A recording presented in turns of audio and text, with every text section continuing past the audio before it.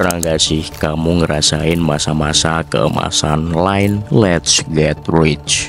Game mobile yang dulu sempat booming ini pernah jadi favorit semua orang. Mulai dari anak sekolah sampai orang dewasa, semua sibuk untuk nge-push dan mengkoleksi kartu terbaik.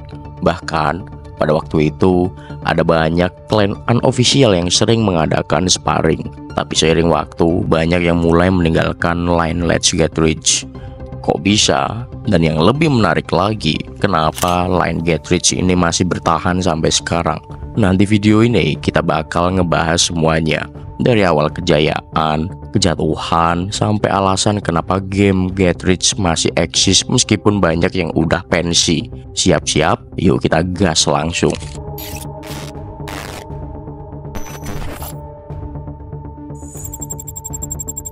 Semua berawal di tahun 2014 ketika Line bekerja sama dengan CGINM untuk merilis Line Get Rich.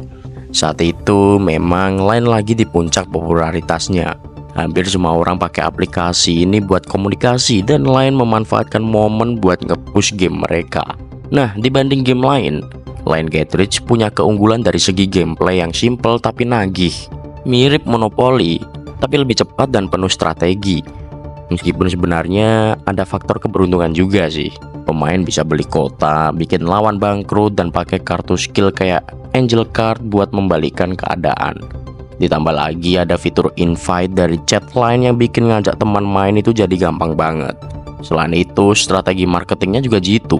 Kolaborasi dengan karakter terkenal kayak Brown dan Connie, JKT48, sampai idol K-pop, bahkan waktu itu juga ada Bunga Citra Lestari dan juga Ashraf, sehingga bikin game Get Rich makin booming. Efek FOMO juga berperan besar karena banyak pemain yang pamer kartu langka dan kemenangan mereka di media sosial.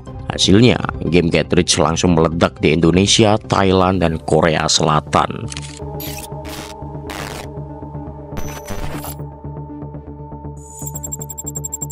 Tapi seperti kata pepatah, semua yang naik pasti ada turunnya. Popularitas Line Get Rich mulai menurun sekitar tahun 2018 sampai 2019. Nah, aku sendiri terakhir main Get Rich itu ya sekitar tahun 2018-an. Tahun 2023 itu pernah nyoba main lagi sih. Dan feel-nya tuh udah beda. Banyak pendant maupun card dengan skill baru yang nggak masuk akal. Aku main Get Rich itu sudah sejak tahun 2015-an. Zaman-zaman card tertinggi itu masih S, belum ada S+. Aku juga sempat bikin beberapa clan unofficial, sering sparring. Nah, yang bikin kocak adalah aku waktu itu kan masih kelas 2 SMP, tapi jadi founder clan dan sering menginterview calon member yang mau join. Jadinya malah kayak locker gitu. Dan yang bikin lucu itu ya kenapa pada nubet sama bocil. Jadi nostalgia. Nah, balik lagi, kenapa kok Get Rich itu bisa kehilangan pamornya? Awalnya semua pemain masih bisa bersaing, tapi lama-kelamaan game ini jadi pay to win parah. Kalau gak top up, siap-siap susah menang deh. Masalahnya gak cuma di sistem pay to win. Event yang awalnya seru dan inovatif, lama-kelamaan jadi repetitif. Sistem gacha makin menggila, bikin banyak pemain capek dan kehilangan minat. Ditambah lagi banyaknya bug, bikin sensasi main tuh makin gak nyaman. Di saat yang sama, game lain mulai menawarkan gameplay yang lebih fresh dan adil. Game kayak Mobile Legends, PUBG, Free Fire, AoV mulai menarik perhatian pemain yang bosan sama Line Get Rich. Bahkan Line sendiri kayaknya udah gak terlalu fokus ke game mereka. Mereka lebih sibuk ngembangin bisnis lain kayak NFT dan AI. Sementara game-game lama mereka satu persatu mulai ditutup.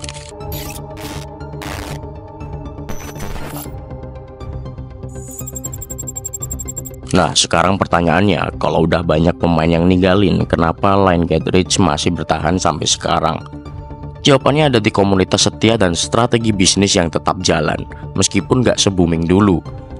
Meskipun jumlah pemainnya jauh menurun dari masa kejayaannya, masih ada sekitar 270.000 pengguna aktif di Indonesia per tahun 2024. Banyak dari mereka yang udah investasi waktu dan uang di game ini, jadi sayang kalau harus ninggalin begitu aja. Selain itu, meskipun gak sebanyak dulu, masih ada pemain yang rela top up buat beli item atau kartu baru. Selama masih ada pemasukan dari in-game full cash, developer punya cukup dana buat ngejalanin server dan update konten baru. Developer juga tetap ngeluarin kartu baru dan event spesial buat menarik pemain lama balik main. Meskipun gak se-booming dulu, update rutin ini cukup buat menjaga komunitas yang tersisa tetap aktif. Nah, kombinasi antara komunitas yang loyal, pendapatan dari top up, dan update secara berkala itu bikin Line Getrich tetap bertahan meskipun gak lagi di puncak kejayaannya lagi.